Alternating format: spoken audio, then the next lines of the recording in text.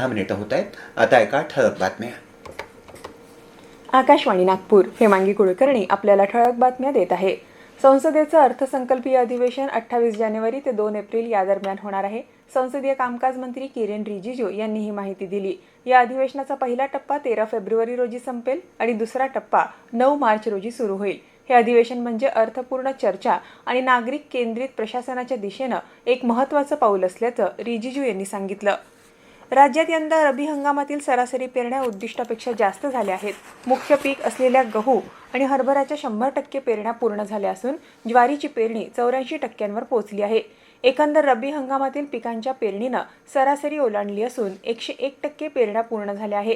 राज्यात यंदा पाण्याची उपलब्धता चांगली असून यापुढेही हवामानानं अनुकूल साथ दिल्यास रब्बी हंगाम चांगला होण्याचा प्राथमिक अंदाज कृषी विभागाकडून वर्तवण्यात आलाय.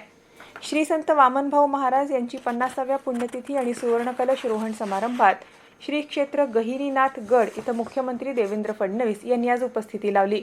नाथ परंपरेतील गहिनीनाथ महाराजांची परंपरा चालवणारे वामनभाऊ महाराजांनी समाजात एकोपा आणला, समाजातील प्रत्येक व्यक्तीला आचरण आणि एकोप्याचा संदेश दिला, असं मुख्यमंत्री म्हणाले. पुणे महानगरपालिकेच्या आगामी निवडणुकीसाठी राष्ट्रवादी काँग्रेस पक्ष आणि राष्ट्रवादी काँग्रेस शरदचंद्र पवार पक्षानं आज संयुक्त जाहीरनामा प्रसिद्ध केला.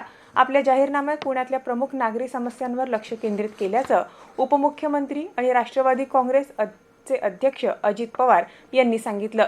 पक्षाच्या कार्यकारी अध्यक्ष सुप्रिया सुळे याही यावेळी उपस्थित होत्या.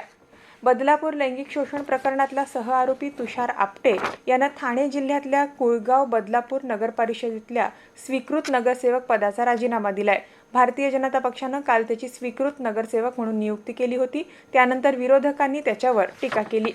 असोसिएशन फॉर इंडस्ट्रियल डेव्हलपमेंट AIDच्या वतीनं ॲडव्हान्टेज विदर्भ एक्स्पो 2026 साठी स्टॉल बुकिंग 11 जानेवारीपासून सुरू होत आहे. केंद्रीय मंत्री नितीन गडकरी यांच्या संकल्पनेतून साकारलेला 3 दिवस ॲडव्हान्टेज विदर्भ खासदार औद्योगिक महोत्सव येत्या 6 ते 8 फेब्रुवारी दरम्यान होणार आहे.